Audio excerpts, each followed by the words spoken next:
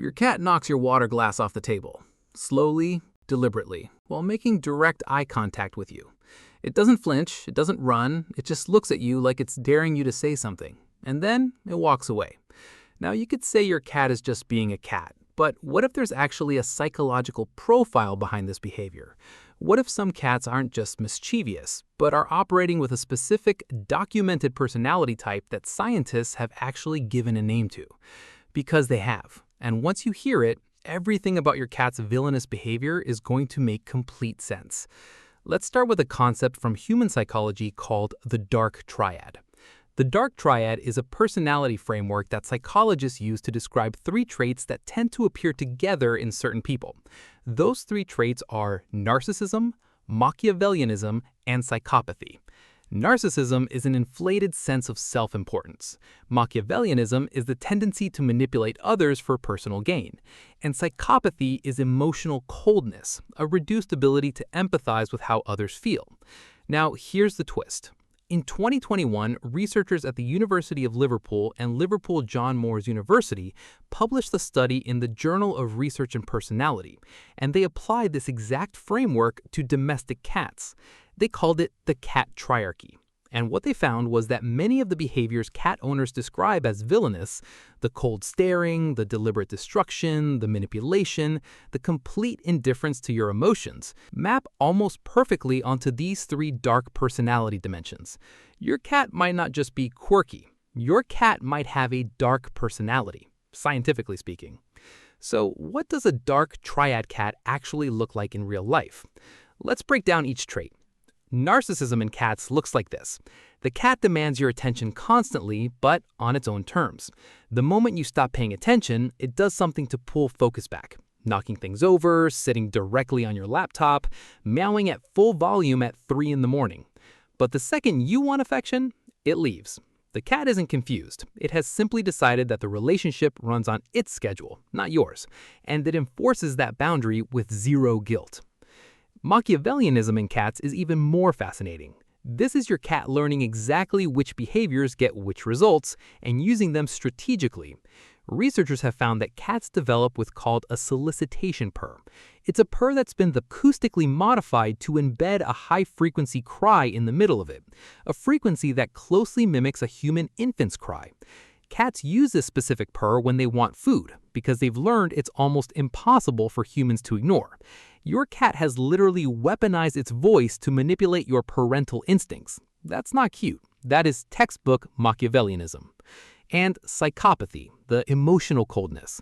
This is the cat that watches you cry and does absolutely nothing. The cat that stares at you from across the room while you're clearly distressed, blinks once, and goes back to sleep. Cats show significantly less physiological response to human emotional distress than dogs do. Studies using stress response measurements showed that cats essentially don't change their behavior based on their owner's emotional state, unless there's something in it for them. Cold? Yes. Evil? Debatable. Documented? Absolutely.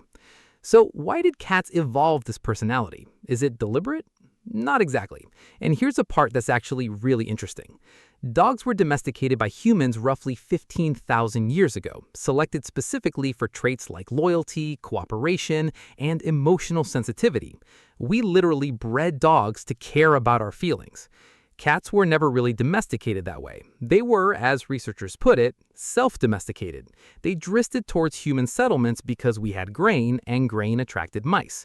There was no selective pressure for emotional warmth. There was selective pressure for survival, territorial dominance, and the ability to get resources from humans without becoming dependent on them.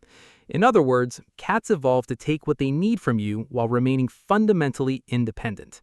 That's not a flaw in their design. That is the design.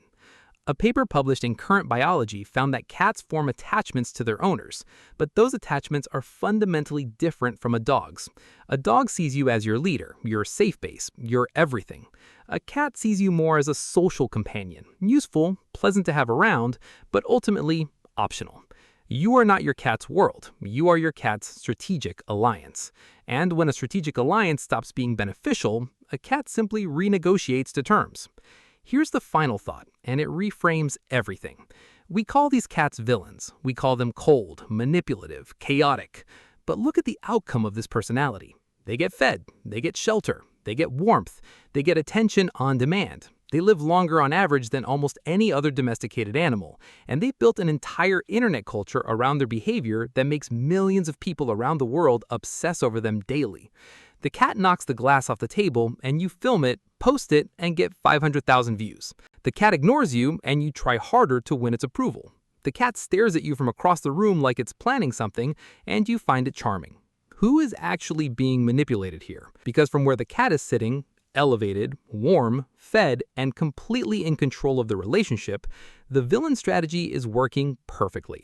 So the next time your cat locks eyes with you and slowly, deliberately pushes your coffee mug off the edge of the counter, know that it's not random, it's not stupidity, and it's definitely not an accident. It's a personality, documented by science, refined over thousands of years of evolution, and pointed directly at you. You don't own a villain, you live with one, and they've already won. If this video made you side-eye your cat a little bit, hit that like button and subscribe. I post videos breaking down animal psychology every week. And drop a comment telling me the most villainous thing your cat has ever done. I'll be reading every single one. I'll see you in the next one.